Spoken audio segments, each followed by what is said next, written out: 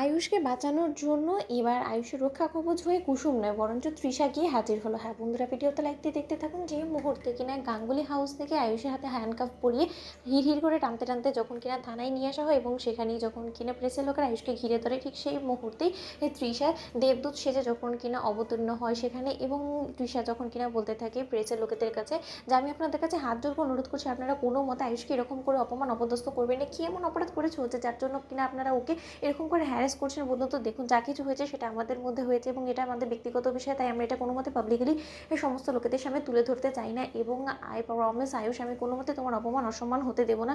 আর যাই হোক না কেন, তুমি শুধু ব্যাস সমস্ত লোকেদের সামনে আমাদের সম্পর্কটাকে মেনে নাও এবং আমাকে তুমি তোমার স্ত্রী হিসেবে স্বীকৃতি দেবে, এই কথাটা তুমি সমস্ত লোকেদের সামনে দিয়ে দাও। তার পরবর্তীতে তুমি দেখবে সব কিছু ঠিক হয়ে যাবে। আমি নিজের দায়িত্ব নিয়ে সমস্ত কিছু ঠিক করে দেবো। ঠিক সেই সময় এই কথা বলা মাত্র প্রেসের লোকেরা যখন বলতে থাকে যে কি মিস্টার আয়ুষ্মান গাঙ্গুলি, ভালো মানুষের মুখোশের আড়ালে আপনার এত নোংরা একটা রীতিমতো চেহারা আছে, সেটা তো আগে জানা ছিল না। আজকে আপনার সমস্ত নোংরামো ফাঁস হয়ে গিয়েছে। এবার আপনি কী করবেন বলুন তো?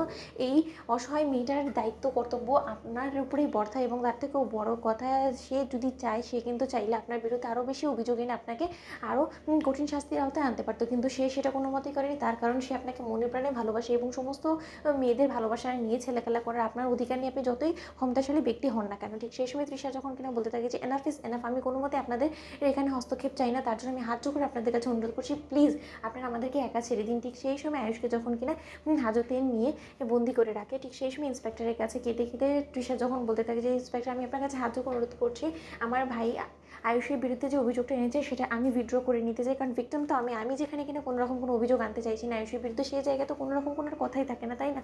আমি আপনার কাছে হাত জোড় করে অনুরোধ করছি, প্লিজ। আমি আমার ভালোবাসার মানুষটাকে এরকম করে করাতে ভেতরে দেখতে পারবো না, আমি সহ্য করতে পারছি না আয়ুষের এই অবস্থা। ঠিক সেই সময় আয়ুষ যখন বলতে থাকে যে oh please Trisha, for God sake please leave me, আমি কোনো মতেই চাইছি না তোমাকে আর বরদাস্ত করতে, আমি পারছি না, আমার অসহ্য লাগছে। ঠিক সেই সময় ইন্দ্রাণী গাঙ্গুলি যখন তৃষাকে ছাটিয়ে এক চড় মারে এবং বলতে থাকে যে নির্লজ্জ বেহায় মেয়ে কোথাকার, তুমি আসলে ভিকটিম সেজে তুমি আমার আয়ুষকে মিথ্যে ফাঁসানো ওর চেষ্টা করে এখন তুমি মিথ্যে ভালো মানুষের অভিনয় করে চলেছো। তুমি কি মনে করছো এই সমস্ত তোমার চক্রান্ত? আমি বুঝতে পারছি না। তোমাদের নিশ্চয়ই আমাদের সঙ্গে, আমাদের কোম্পানির সঙ্গে কোনো রকম কোনো শত্রুতা আছে এবং সেই শত্রুতার জেরে তুমি আয়ুষকে মিথ্যে অভিযোগের ভিত্তিতে ফাঁসানোর চেষ্টা করেছো, কিন্তু তাই বলে তুমি ভুলেছো না যে ইন্দ্রাণী গাঙ্গুলি তোমাকে এত সহজে ক্ষমা করে দেবে। ইন্দ্রাণী গাঙ্গুলি তোমার কী অবস্থা করে এবার তুমি শুধু সেটাই দেখো। ঠিক সেই সময় যখন তৃষা বলতে থাকে যে আন্টি, আমি সেরকম কোনো কিছুই চাই না, না তো আমি চাই যে আয়ুষের শাস্তি হোক, আমি শুধু চাই আয়ুষকে নিজের করে পেতে এবং গাঙ্গুলি বাড়ি বড় বউ হতে, কারণ আয়ুষকে আমি প্রাণে মনে ভালোবাসি এবং আয়ুষ শুধু আমারই এবং আয়ুষকে ছাড়া আমি বাঁচবো না। Aunty please trust me. ঠিক সেই সময় স্যাম সেখানে সাহায্য এবং বলতে থাকে যে ইন্দ্রাণী গাঙ্গুলি, আপনার এত বড় স্পর্ধা হয় কী করে যে আমার বোনের গায়ে হাত তুলেন, যে বোনকে কিনা আমি আজ অব্দি